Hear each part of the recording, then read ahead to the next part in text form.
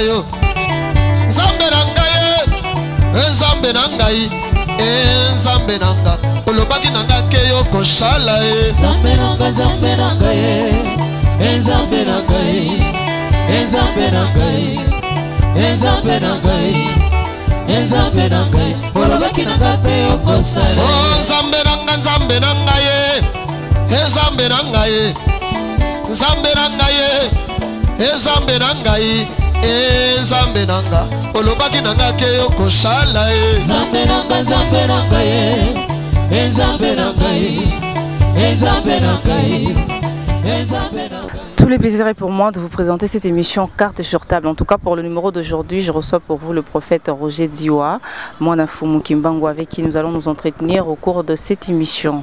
Merci.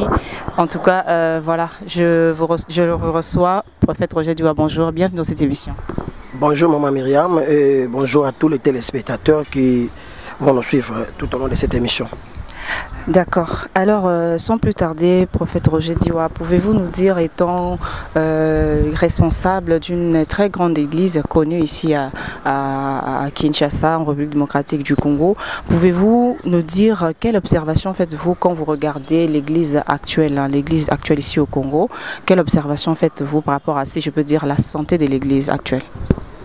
Bon, la santé de l'église, comme étant corps du Christ au Congo, nous avons un problème d'abord doctrinal. Lorsqu'il y a l'instabilité d'opinion, ça crée l'indivergence doctrinale. Alors, lorsqu'il y a l'indivergence doctrinale, il y a la crise du leadership.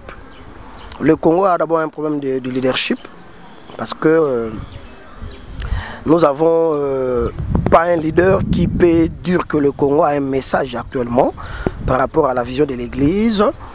Et aussi, le Congo devient de plus en plus un pays évangélique, mais beaucoup plus spirituel, parce que l'évangélique c'est par rapport à la Bible, par rapport au message évangélique, le message qui est dans la Bible, mais par rapport à la spiritualité, le Congo ne devient pas un pays spirituel, et conséquence, vous allez remarquer qu'il y a trop de personnes qui prient, dans des montagnes, partout, mais il y a toujours des problèmes, toujours des difficultés, il n'y a pas l'unité au sommet de l'église, vous avez vu avec ce qui s'est passé actuellement, avec nos pères des réveils, l'indivergence qui a même occasionné la division de l'église. Je parle en termes de l'église des réveils aujourd'hui.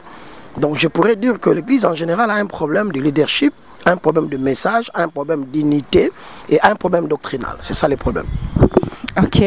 Alors, vous êtes un jeune. C'est vrai que vous battez un travail très impressionnant. Par rapport à ce que vous faites dans l'église Pierre des Feux et l'église Corps du Christ en général aussi. Et étant jeune et exerçant un ministère aussi puissant que le vôtre, quel est le secret, si je peux dire ça comme ça, de la stabilité même de votre ministère? Bon, merci beaucoup. Je pense, d'abord, vous devez être appelé. Si réellement c'est Dieu qui vous a appelé, Dieu prendra soin de vous, parce que l'œuvre que nous faisons n'est pas notre travail à nous, mais c'est l'œuvre de Dieu. En plus, lorsque Dieu te donne les dons, il faut comprendre que Dieu te donne les dons pour le peuple. Là, il veut dire que l'onction du Seigneur est sur moi, il m'a oint pour. Lorsque Dieu te donne les pouvoirs, les capacités surnaturelles, c'est pour répondre aux besoins du peuple. Parce que ce qui préoccupe Dieu actuellement, c'est le salut des âmes. Il est salut. Que les gens soient sauvés. Tu vois? Mais aujourd'hui, si vous constatez qu'il y a plusieurs pasteurs qui ont commencé avec nous ensemble, ils sont tombés en route parce que Bakanisaki, tant on a fait don, ces dons-là lui appartient en privé. Nous avons Le prophète Diwa a compris que le don que Dieu lui a donné, c'est d'abord pour le peuple de Dieu. Je mets ça à la disposition du peuple de Dieu, afin que le peuple de Dieu va trouver la solution. Parce que même Jésus-Christ, il a nourri les gens, il a guéri les malades, il a enseigné la foule. Donc je pense que nous ne devons pas nous limiter à enseigner Batou. Mais quand il s'appelle Batou, que donc on a un Nzamba pesi yango pona Batou. Basal Nzamba ming batomé na ba piège de l'Onzambe. Atiki bango, le ba ministre la bango tsuki nanzela bon orgueil.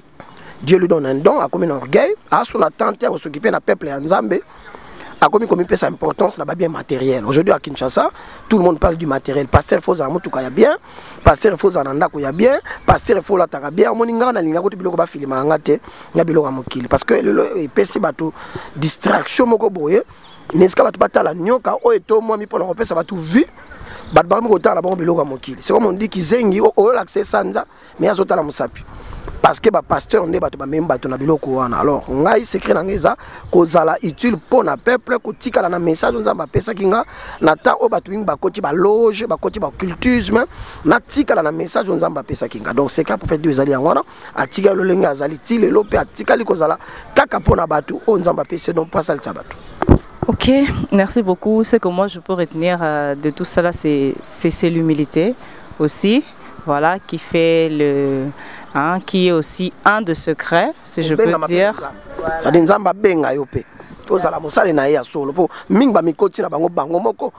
Parce que Bible dit que prier afin que le maître de la moisson envoie les ouvriers dans sa moisson. Habite que ba ouvrier ba ya bango moko.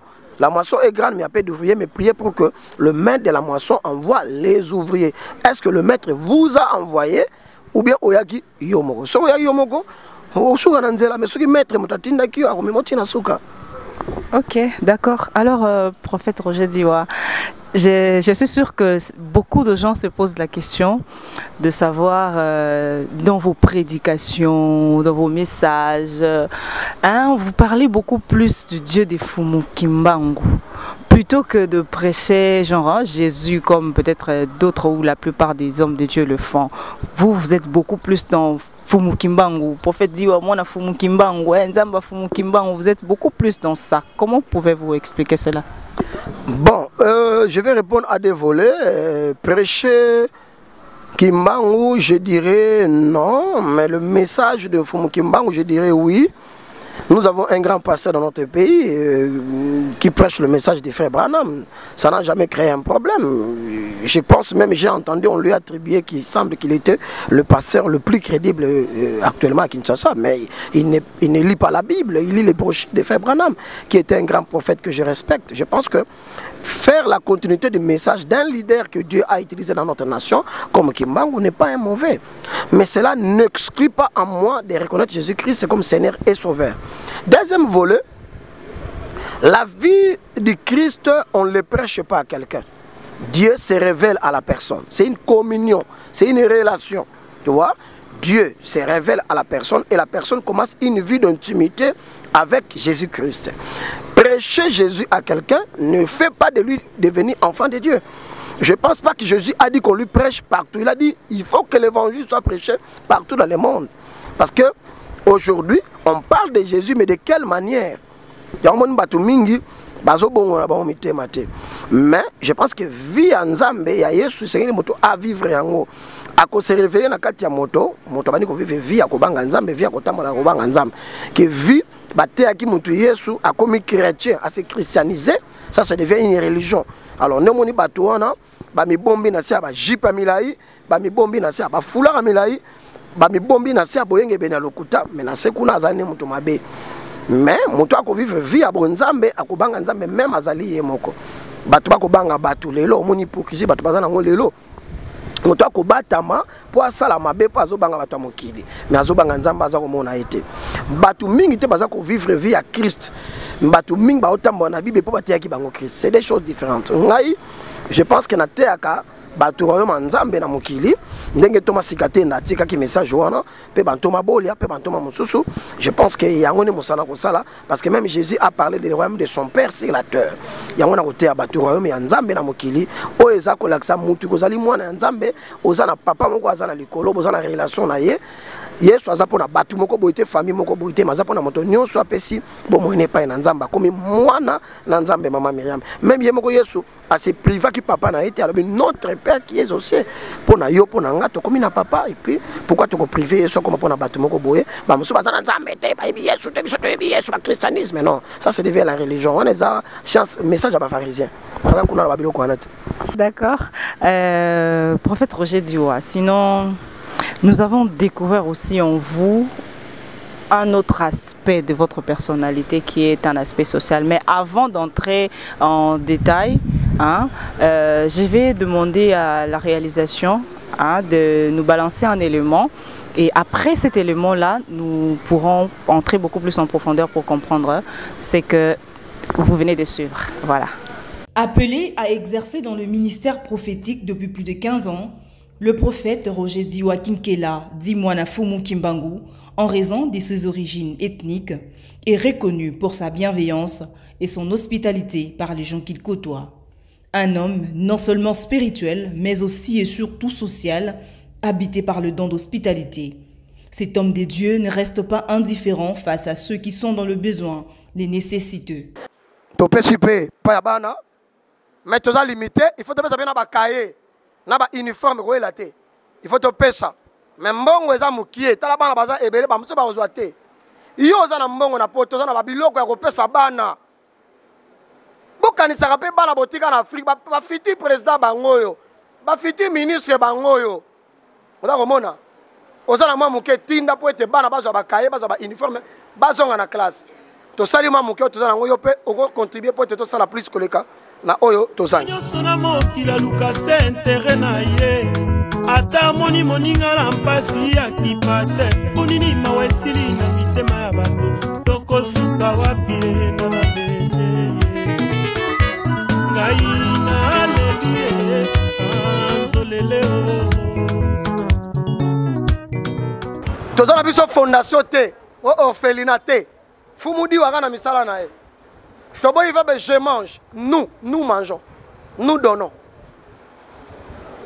Nebiki bandeko poto balinga nzambe ba mama Nelly boza wapi musala ya ngoyo ba mama ya poto muziki ya poto misala ya ngoyo bana botinda mbongo topesa biloko na bana na aveugle azomona te tala mamutabeki bomona résultat musala.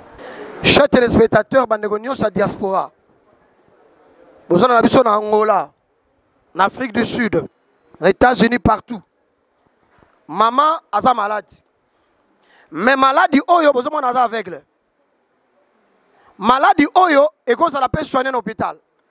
Bako sala opération, totuna ki bakuya hospitalisation na ye, ba sala opération et zo senga à peu près ba $1,500, ba $2,000 pour amona. Abana côté kana ye, muta mabe aye envoûté a commis avec le boy. Maman amona raté, oyebi kaka maman personne makoki mingi te, bana pe personne makoki mingi te. Difficulté ko lia, difficulté ko tambola, asala solo remonter. Nasangaka basunganga na mawanzambe baukilanga kama basalisanga pona na moto kusunganga sate. Avec ses faibles moyens, il ne se lasse pas de répandre la joie autour de lui. Un don béni pour l'église corps du Christ en général. Fumu Diwa est aussi une personne qui sait partager son pain avec ceux qui sont affamés et encourager ceux qui se battent pour gagner un pain à la sueur de leur front. Ata moni moninga na mpasi ya kipate Kunini mawesili na mitema ya bato Toko suka wapi na mabete Ngai na aleluye Anzoleleo Mawa mpe bolingo esili na mitema ya bato Bamingi na baopito bakolela mpasi ye Na ba homme de vieillard nzala mpe na minye na mabelaki mondo ya mona sepeli nzambe ya baabakela ya koyo misani tout cas na sepeli vraiment na art prophète Diwa sali ndenge a raisonné biso bana na ya rond-point ya Kimbondo parce que tomonaka bato ebele bapasser ebele balekaka balekisaka biso mais tosepeli ndenge prophète Diwa akwei masi terrain amoni biso esali biso ma plaisir trop epuis nzambe na ye apambola ye abatisela ye. Mais aussi un pourvoyeur pour ces femmes de 3e âge qui, après la visite surprise de cet homme des dieux, de bénédiction et de remerciements à l'endroit de cet homme.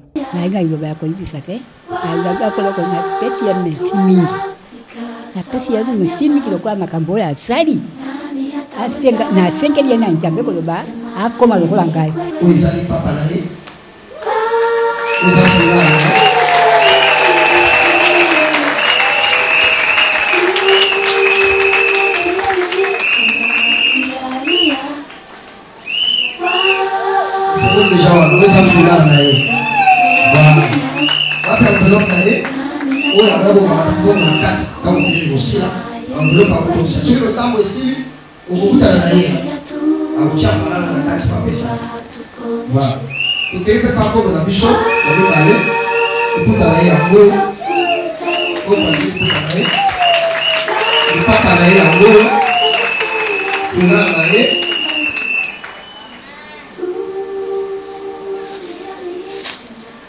fulard na ye yango oyo mpe enveloppe na ye akotongisa yango yango oyo po basimbi yango. Toujours dans les soucis de venir en aide aux nécessiteux, l'homme des dieux Roger Diwa Kinkela recueille les enfants abandonnés qu'il prend en charge, à l'exemple de cet enfant Chris, un enfant pétri des talents qui lance un SOS aux personnes des bonnes volontés.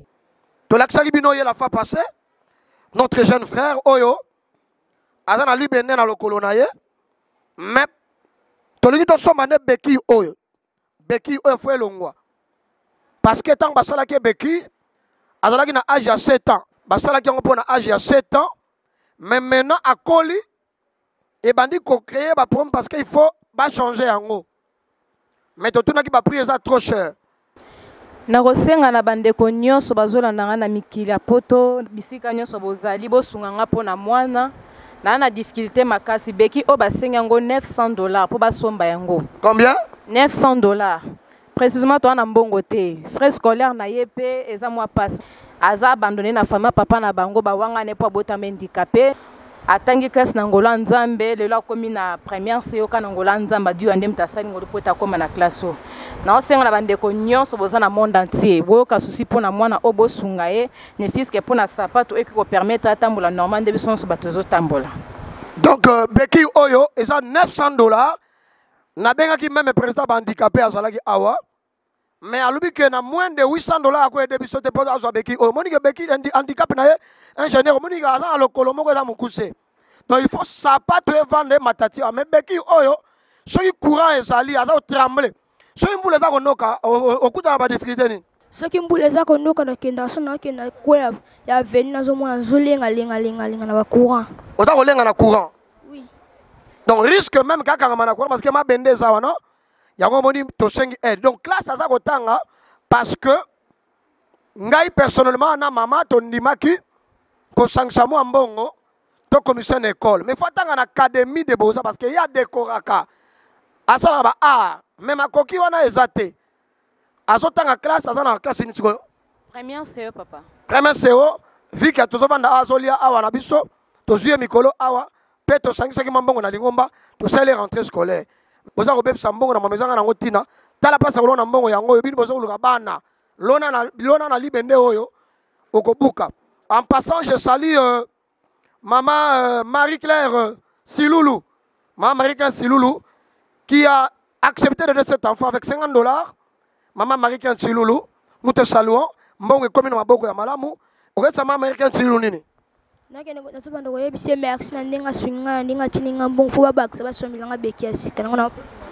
Voilà, bandeko yangola partout, andeko apoto tozo bunda kaka ekoka. To sombela ebeki. Soki pe omoni ko sombela kaka beki yo moko. To na poto za nango. Na biki ba mesira kango ba bebele bele bazwaka ba mesira na centre des handicapés. Au côté en contact na bango mo biso ke zwa beki. Chio frandi wana kuna bachewa ezali ko sali sambeko we. O frandi ka to sala kaka yango wana.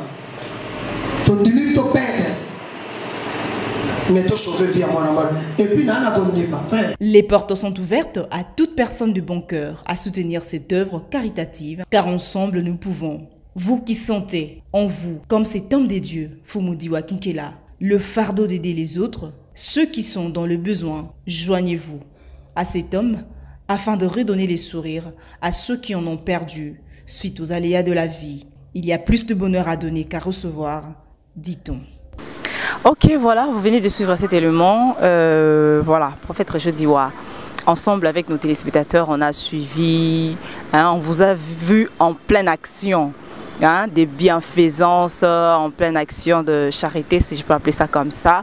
Et c'est vrai que pour faire de telles actions, cela nécessite quand même d'avoir suffisamment de moyens, des possibilités pour le faire. Alors, ce qui me pousse à vous poser la question de savoir qui est derrière vous. Non, maman Myriam, cela ne demande pas suffisamment de moyens. L'amour ne demande pas suffisamment de moyens. Le paix que Dieu vous donne, vous devez aussi avoir compassion des autres. Jésus-Christ a prêché l'évangile, il a eu compassion des gens. En dehors de nos titres que l'Église nous a attribués, nous sommes des pasteurs, des bergers des troupeaux. À un certain moment, on ne doit pas croire que lorsqu'on donne l'évangile à quelqu'un, cela va résoudre tous ces problèmes. L'évangile ne peut résoudre que le problème spirituel d'une personne ou le problème scientifique. Parce que l'évangile même est scientifique. Ce n'est même pas spirituel. L'évangile est ça comme science. Oh, c'est ça qui est Lazare. Maintenant, Lazare, on a c'est quoi qui après. Et aussi, ça me tourne à la naïté.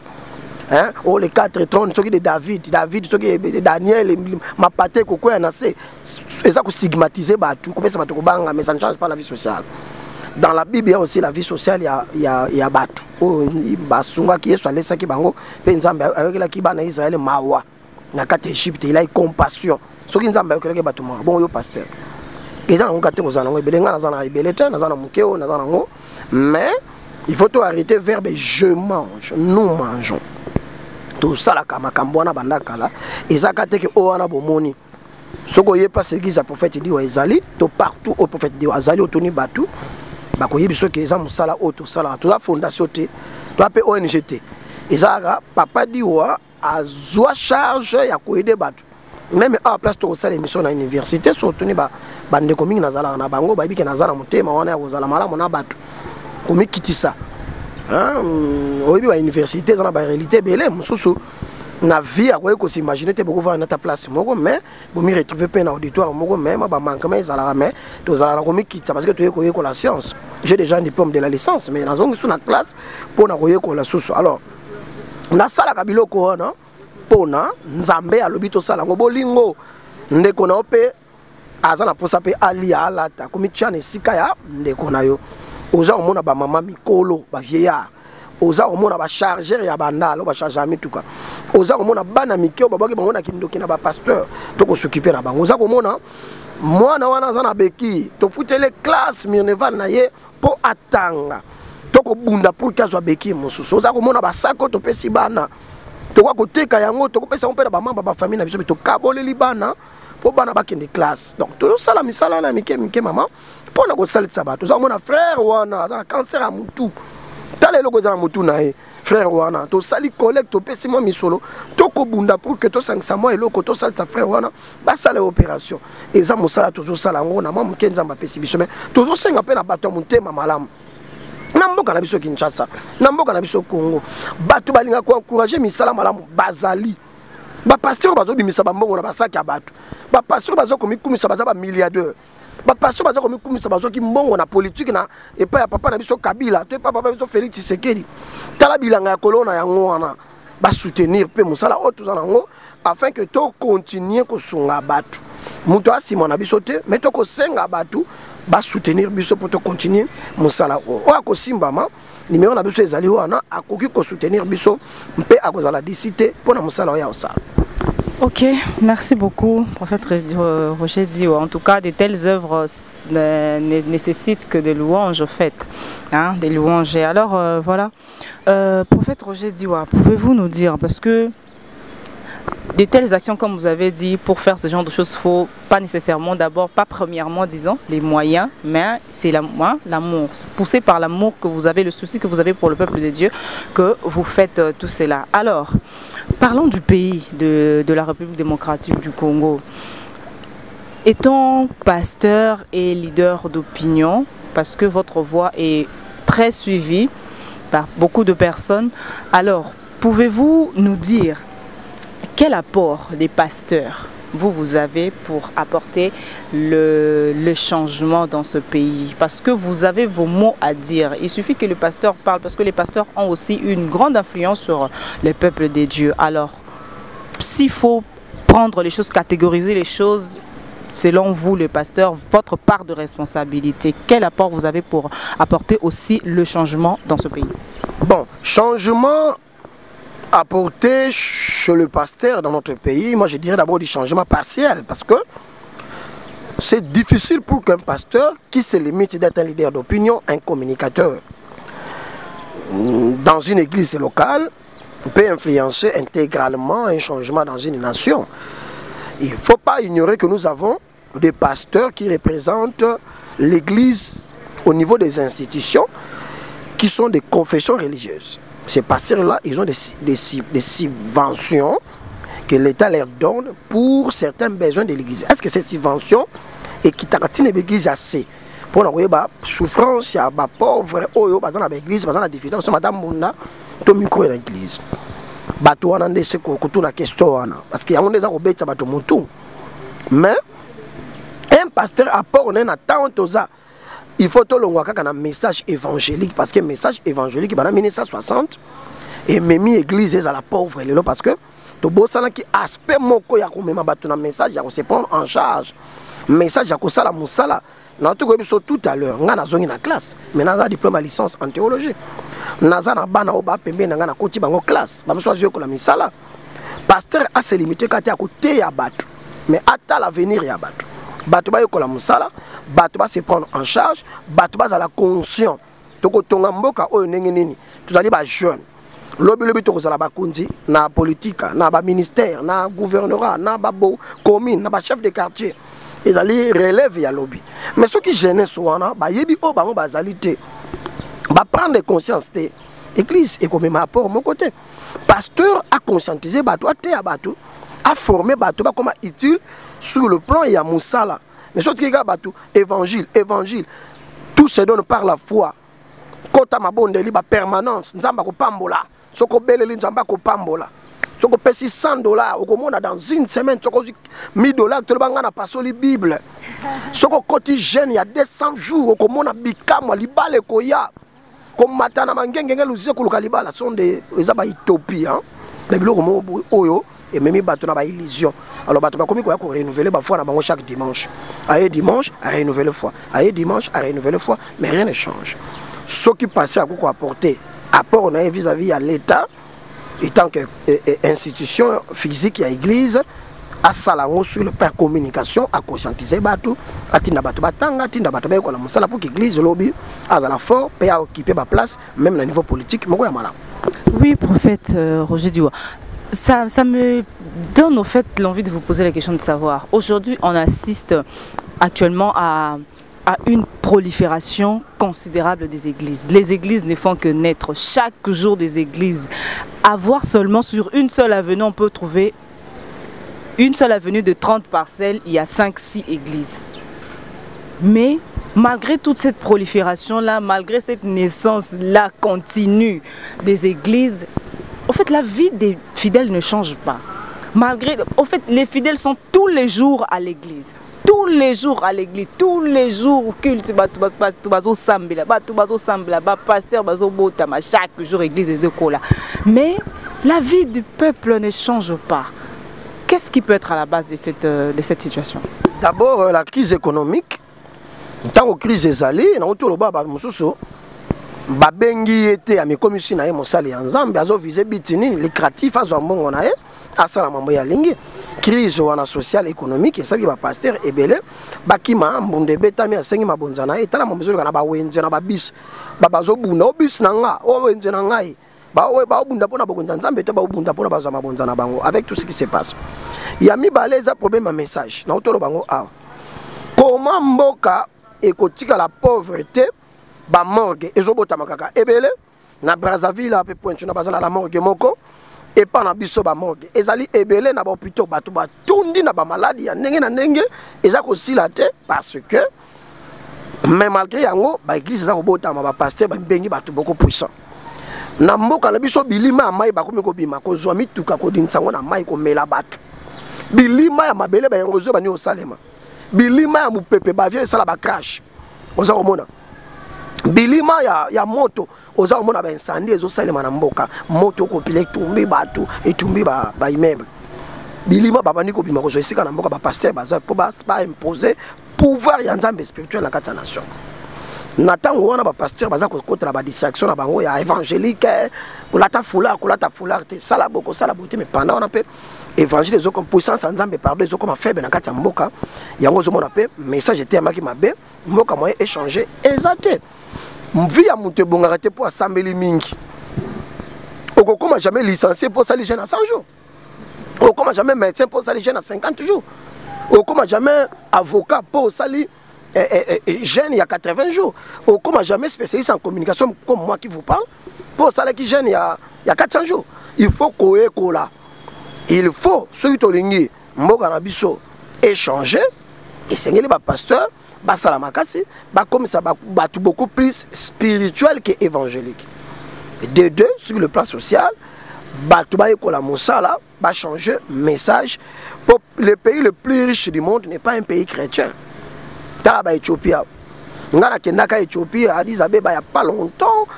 Moi, Kala, mais tant qu'on a eu tout ça, on a talimbo quand on a des commis, on a mis toutes les questions Congo et Salanini, on a des richesses autour de nous, on a payé le Gola Bénin, donc on a des Miké, Talande va se reconstruire, on a payé le Gola Inde, il y a un Indomona, maman Myriam. Tout le monde a bandit en bas de mais qui nous talambo la bande batongi donc ils ont la volonté paix pasteur bayeba pour changer le lingue à côté à battre pour qu'il ait diminué mon peuple mabé et l'on a mboka et puis batinda batona musala pour que l'économie ya mboka et mata mutosa kozonga na musala pauvreté aussi là kokende na ngomba ko bonja la pona libala et pesa ka libala te ba pasteur ne ba affaiblir batu pe ba pasteur ba affaiblir mboka sur le plan spirituel parce que mboka comme évangélique n'est que comme spirituel. Ok, prophète Roger Diwa. Alors j'espère que étant prophète de Dieu, prophète de l'Éternel, nous pouvons quand même espérer à un changement. Y a-t-il pas des signaux qui peuvent quand même donner une sorte de consolation au peuple de Dieu à espérer que non, voilà, quand même des bonnes choses arrivent, Dieu a quand même des bons projets pour le Congo parce que pas c'est l'équipe tellement que le Congo étant Moussa Nzambe, prophète de Dieu, il y a quand même des bons signaux qui laissent les peuples congolais à espérer à un avenir quand même assez meilleur. Oui, sinon les alliés, premier signaux, passation pacifique. Papa Joseph Kabila a animé na pays ni seulement en Afrique.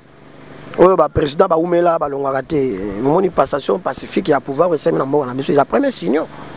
Deuxième signal les alliés, volonté politique, il y a Papa Félix Tshisekedi dans la volonté. Troisième signal les alliés, sur le plan spirituel, signe spirituel. Il y a mboka oyo nzambe alingi atonga yango lisusu ezali parce que mboka oyo est reconnaît ta valeur culturelle ancestrale te mboka wana est progressaka te mboka wana ebungaka parce que un pays sans repère se perd tant que Papa Félix Tshisekedi peut ailler et que azako reconnaître la valeur culturelle ancestrale mboka na biso eza ba signe moko malamu eza ko lakisa ki mboka na biso et ça nini eza ko kende vers Kubanda ko émerger déjà. Donc il y a des signaux dans mon yango mais nakolo bate que nzamba lobeli ngai na un message moko pona Congo. Nzamba yebisinga soki songola moninga ta okufa non. Je ne suis pas na biloko wana na un message pour na Congo te mais tu un citoyen congolais moto na zama yele pe moto na molimo nzambe na moni que ba signaux moko ya malamu eza. Passation pacifique à pouvoir, volonté politique à pas faire c'est dans un angle il y a des institutions, dans un angle caractère gouvernement monsieur ça robima et puis signe spirituel les que précédent na biso même au abima qui même au aye bazana volonté à reconnaître ma valeur culturelle ancestrale bazana volonté parce que nazo mona volonté bazana tant ba ancêtre bazana reconnu bazoki na ba valeur na bango pour mboka ezaka ba ancêtre c'est alors que mboka wana pe ko décoller tant ba koko bana kanda et kanga mboka ya on a biki bilima ya mai bilima ya mabele bilima ya mopepe bilima ya moto batomboki banani ba dirija ka bilima wana bakoko na biso tant bilima wana bana kanda mboke kokoya mboke ke liboso tata botongi bazela bakobuka ngo na butu amasu ke imbanda kai kozinda na mai o ave matiri kole kokoya moto botongi mebe kozika parce que bilima bana kanda mais soki bakoko na biso ba sepeli po ba reconnaître bango mboka pe eko décoller na biko za ko talanga na miso moko po yo zali to évangélique na yebi oni ngoto na comme question mais na lobby oyo na yebi ta un homme spirituel sans tendance doctrinale na ngai ndo moni ba signe yango na mboka eko décoller. D'accord, ok, prophète Roger Diwa. Alors c'est que bon quand même la plupart des gens disent que pasteur peut mutubazo mamboka oyo parce que On voit aujourd'hui des pasteurs qui se marient, se remarient, qui se remarient. Donc, divorce c'est comme une monnaie courante à l'endroit de pasteurs. Entre-temps, l'église, sœur, pas de pantalons, pas de maquillage, pas de bouilles, pas de mais c'est que eux-mêmes, les pasteurs, sont en train de faire. On ne peut pas dire qu'actuellement, les pasteurs sont vraiment ou véritablement des modèles pour le peuple de Dieu. Que dites-vous par rapport à ça? Bon, si vous conclusez comme ça, y compris ton pasteur, alors il n'est pas un modèle. Non, c'est une question, c'est pas une conclusion. Globalisé, vous avez dit qu'en général, donc, y compris votre pasteur n'est pas un modèle, y compris moi. Bon, je pense que la Bible n'avait pas été écrite pour les pasteurs, hein. C'est pour tout le monde. Les pasteurs, c'est un titre qu'on peut donner à même mon frère caméraman peut devenir pasteur. C'est eux qui sont là. Les pasteurs sont des pasteurs. Mais je pense qu'on doit faire la part des choses, maman Myriam. Un pasteur a une vie spirituelle et une vie physique sociale. Je salue M. l'abbé Victor, mon professeur de psychologie.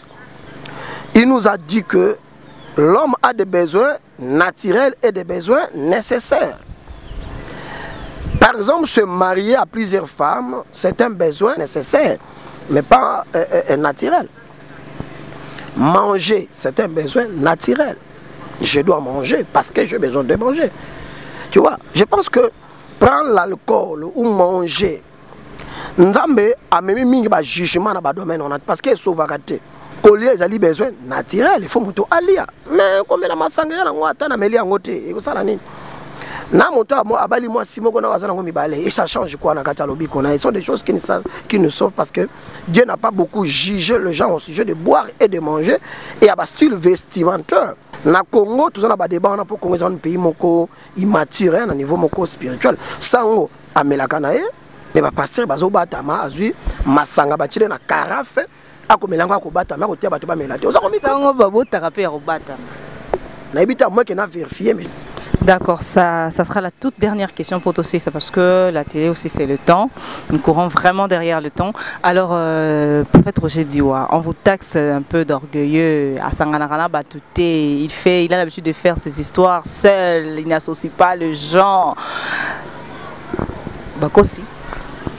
Bon, Myriam aussi on lui taxe un peu d'orgueilleuse, Azalana Batouté, Azalaraï Moko. Bon, je pense qu'on ne peut pas vivre avec tout le monde. Nathan Otoza, il fait que nous s'associer na hein tala ba jeune belé ba kanga na batata ba kanga na baninga ba yaya ba coach ba banzela mabe ba jeune belé ba coach na ba loge ba pasteur na vie no fait banana aux Holanda est-ce qu'il faut que na zana batunios na zana ba collègue to zala na bango bien et puis toujours marcher moto a reconnaître andimi yo bota mulana nzela mo moto azo inyo na yo bota mana nzela mo bon moto moto ko sala musala nzambe mais bango ne ba juger banane baza ba véritable leader.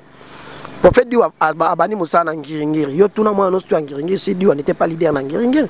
Tout jeune prophète a zéro référence à Diwa. Prophète Diwa qui est na frontière à Bandal Selemba, au Kende le lot tourna Banda prison centrale à Makala Maman Myriam. En toute humilité, Tina Mola comptait 3 grandes églises autant qu'ils ont fait Diwa. Namboka obat ba lembi na bango, namboka obat ba lingiso sambela te.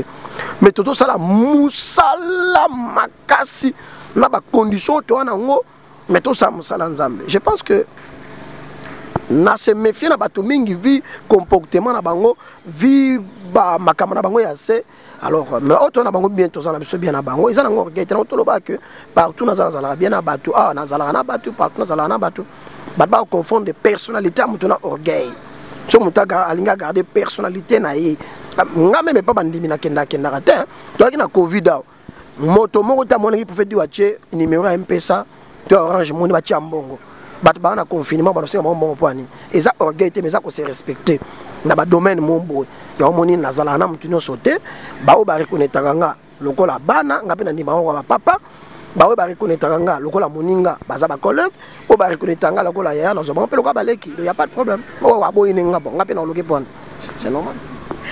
D'accord, en tout cas, merci beaucoup prophète Roger Diwa. Nous sommes arrivés vraiment à la fin. C'était vraiment un plaisir pour moi de vous recevoir sur ce plateau de cartes sur table. En tout cas, merci à vous qui nous avez suivis de partout.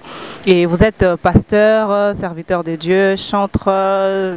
Voilà, vous voulez aussi que moi, votre servante Myriam, je vous reçoive sur ce plateau de cartes sur table. En tout cas, veuillez nous contacter sur ce numéro qui s'affiche au bas de vos écrans. Et quant à moi, je vous dis au revoir et à très bientôt pour un nouveau numéro de votre émission. l'émission Carte sur table. Merci.